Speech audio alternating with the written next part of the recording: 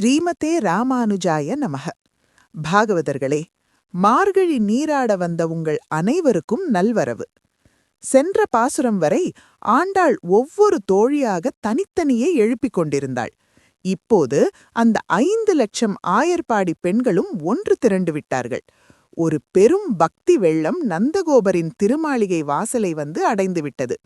நாம் நேராக கண்ணனிடம் சென்றுவிட முடியாது. அவனை சார்ந்த அடியார்களின் அனுமதி பெற்றே உள்ளே செல்ல வேண்டும் என்பது வைணவ மரபு. அதனால் ஆண்டாள் இப்போது நந்தகோபரின் அரண்மனை காவலனை விழித்து, கதவை திறப்பா என்று கெஞ்சும் அழகிய காட்சி இது. வாருங்கள், நாமும் அந்த வாசலில் நின்று பாடுவோம். நாயகனாய் நின்ற நந்தகோபனுடைய கோயில் காப்பானே, கொடி தோன்றும் தோரண வாயில் காப்பானே, மணிக்கதவும் தாழ்திரவாய் வாயில் காப்பானே, மணிக்கதவும் தாழ்திரவாய் ஆயர் சிறுமியரோமுக்கு அரை பறை மாயன் மணி வண்ணன் நென்னலேவாய் நேர்ந்தான் தூயோமாய் வந்தோம் துயிலெழப்பாடுவான்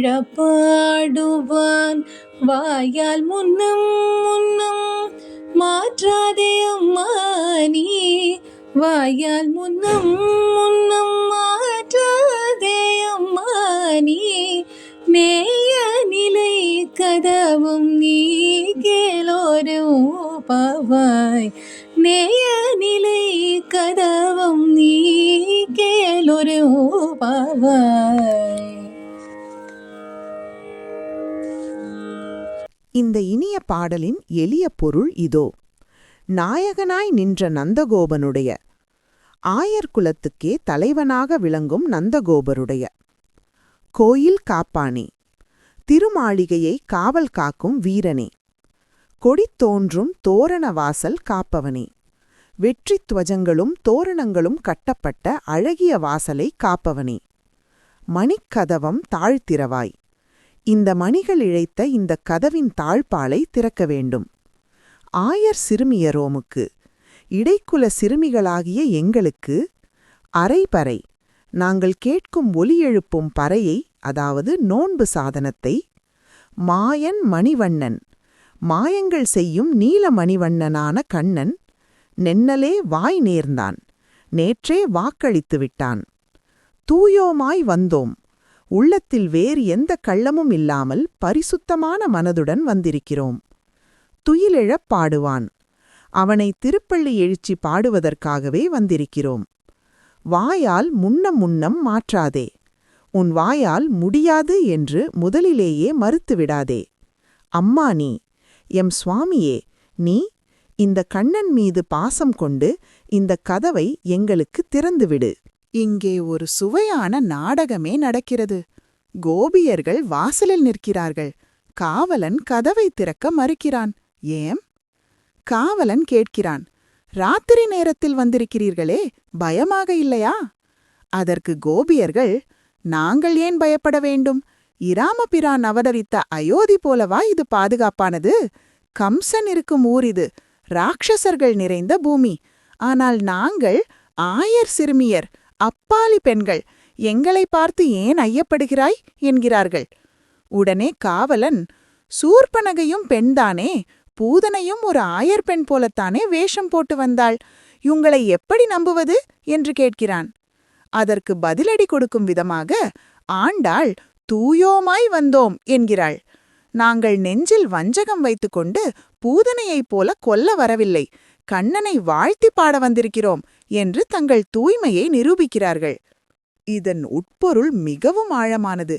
இங்கே கோயில் காப்பான் வாசல் காப்பான் என்று ஆண்டாள் அழைப்பது சாதாரண செக்யூரிட்டியை அல்ல. பகவானை அடைவதற்கு முன் நாம் முதலில் ஆச்சாரியர்களிடமும் பகவானின் அடியார்களிடமும் அனுமதி பெற வேண்டும். குருவே சரணம் என்று அவர்கள் காலில் விழுந்தால்தான் அவர்கள் நமக்காக பகவானிடம் சிபாரிசு செய்வார்கள். ஸ்ரீராமானுஜர், ஆளவந்தார் போன்ற மகான்கள் பெருமாளை பாடுவதற்கு முன்பாக தங்கள் ஆச்சாரியர்களை வணங்கிய பிறகே சன்னதிக்குள் நுழைவார்கள். அதைத்தான் ஆண்டாள் வாயால் முன்னம் முன்னம் மாற்றாதே என்று எங்களை தடுத்துவிடாதே என்று வேண்டுகிறாள். நமது உரையாசிரியர்கள் இந்த இடத்தில்தான் சில ரத்தினங்களை அள்ளித் தெளிக்கிறார்கள். 1. நாயகனாய் நின்ற கண்ணன்தான் மூவலகுக்கும் நாயகன். ஆனால் ஆண்டாள் நந்தகோபரை நாயகன் என்கிறாள். ஏன்? கண்ணன் தன் அப்பாவுக்கு அடங்கிய பிள்ளையாக இருப்பதையே விரும்புவானாம். என் அப்பனே ராஜா, நான் இளவரசன் என்று அப்பாவின் பின்னால் ஒளிந்து கொள்வதில் அவனுக்கு அத்தனை ஆனந்தம். அதனால் நந்தகோபரை தலைவன் என்கிறாள் ஆண்டாள். 2. நேயநிலை கதவம். இது மிக அற்புதமான இடம். கதவை திற என்று சொல்லாமல் நேயநிலை கதவம் என்கிறாள் ஆண்டாள். அதாவது இந்த கதவு வெறும் மரக்கட்டை இல்லை, இதுவும் கண்ணன் மீது நேசம் வைத்திருக்கிறதாம்.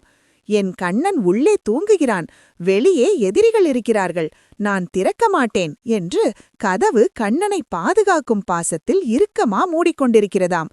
குலசேகர ஆழ்வார் படியாய் கிடந்து உன் பவழவாய் காண்பேனே என்று சொன்னது போல இந்த கதவும் ஒரு பக்தன்தான்.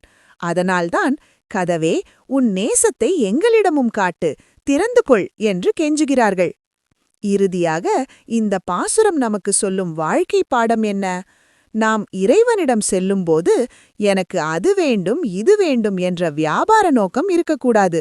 தூயோமாய் வந்தோம், அதாவது உனக்கு தொண்டு செய்வதைத் தவிர எனக்கு வேறு எதுவும் வேண்டாம் என்ற அந்த தூய்மையான மனநிலை வேண்டும்.